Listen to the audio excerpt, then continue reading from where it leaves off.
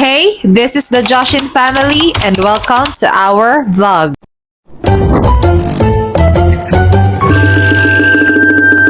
Happy weekend sa inyo mga Jai. Ang ganap namin ngayong weekend ay eto, linisin at ayusin ang closet namin ni Daddy. Ayan na naman si Zoe, bahala kayong mag-ama dyan, magkaintindihan, busy ako. Pero bago ko simulang halugugin yung closet, kinuha ko muna tong mga parcel ko. Natawa talaga ako dito kay Zoe kasi hinahanap niya yung kabilang sabitan ng shades niya, samantalang nasa tenga niya lang naman nakasabit.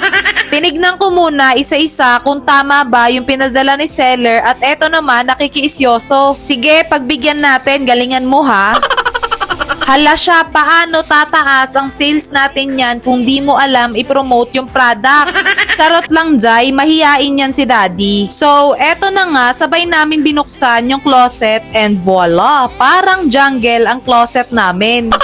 Ayan, live, kitang-kita nyo naman yung una kong tinanggal sa hanger. Sabi ko kay Daddy, tanggalin namin lahat ng laman ng closet at sa kabilang side, puro damit niya. Tas sa kabilang side naman, puro damit ko para mas mabilis kong ma-identify mamaya kapag pipilian na. Kaya kanya-kanya na kaming tanggal sa hanger ng mga damit namin at makikita nyo mamaya na mas lamang ang damit ko kesa sa damit niya. Kaya hindi ko maintindihan yung sarili ko kasi may ugali ako na kapag aalis ako, halos parang wala akong masuot. Tapos ngayon, napapaisip ako, saan galing to? Sa sobrang dami kong damit, natabunan na yung mga paborito kong stuffed toys noon. Inatake nga ako ng kaharatan ko dyan kaya napagtripan ko tuloy si Daddy at sa di inaasahang pangyayari, karumaldumal ang ganting aking sinapit. Hindi ko alam paano niya nakuha yung headphones ko at syempre hindi magpapatalo si Zoe, eksena din siya. Panoorin ang kapanabik-nabik na eksena. Oh, kita niyo yun Jai, parang mga aso sa kalye lang. At grabe talaga yung tuwa ko nung binayo joke nung nakita ko ulit si Donald Duck. Sa garbage bag muna namin nilagay lahat ng mga stuffed toys at hindi ko na pinagpilian kasi lahat sila love ko. Isip bata yarn. Jai, nahukay ko sa baul si Yoda. At eto talaga ang pinakaiingatan ko sa lahat ng stuffed toys ko, si Stitch. It has sentimental value to me although ang laki-laki niya at ang hirap niyang yakapin. Kita mo yan Jai, sa laki ni Stitch, hirap na hirap kaming ipasok siya sa garbage bag tapos natatawa pa ako sa mukha ni Daddy kasi kakapwersa niya ngumingiwi. Lahat ng stuffed toys ko, si Daddy ang bumili pero si Stitch kasi ang unang gift na binigay sa akin ni Daddy nung birthday ko. Bukod pa doon, favorite cartoons ko si Stitch. Maya-maya, naibalot din namin ng maayos si Stitch at dito muna namin nilagay sa itaas ng closet yung mga stuffed toys para safe sa daga. Grabe, yun palang ginawa namin, 1 oras na kagad. Sana matapos ko to ngayong araw. Sunod naman namin kinalkal etong mga laman ng malalaking storage. Pagbuklat namin, puro mga damit ni Daddy na halos bago pa kaya nag-decide na lang si Daddy na ibigay sa panganay niyang anak na si Kyle. Ang tagal kong hinanap tong sleepwear na to, di bale magagamit ko siya mamaya. Oh, alam mo ha?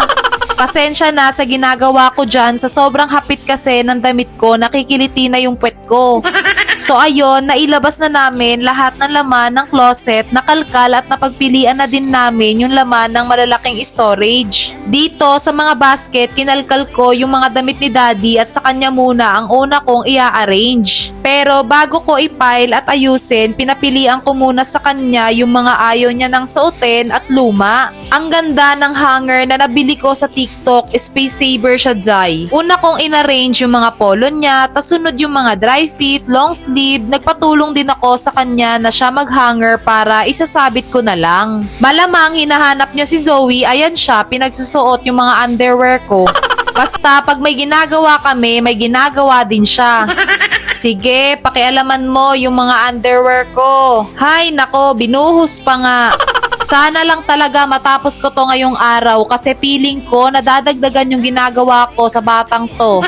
Etong mga storage, dito ko na lang nilagay sa ilalim at si daddy naman busy sa pagliligpit ng mga hanger na kinalat namin kanina. Iniisip ko din dyan kung paano ko ipaplastar etong rack na nabili ko lang din sa TikTok. Wala naman akong ibang paglalagyan yan kundi dito lang din sa baba at dyan ko nga nilagay yung mga underwear, pants at mga pambahay na shorts ni daddy. Alas 5 na Jai at ayan si Zoe nagiiniyak na, nagugutom na yata. Kaya pinalabas ko muna sila para bumili ng makakain at hindi ako makakapagluto ng hapunan namin ngayon kasi kailangan ko tong tapusin. Ayan, tapos na tayo sa closet ni daddy. Hindi naman ganun karami yung damit ni daddy kaya mabilis ko lang naayos. Grabe Jai, ang gulo at ang daming kalat. Di ko tuloy alam saan ako mag-uumpisa. Bago ko nga kilusin yung mga damit ko, inisa-isa ko muna yung mga kalat at chinek ko yung mga basket kasi puro mga nilabhan kong damit yan para isahang arrange na lang.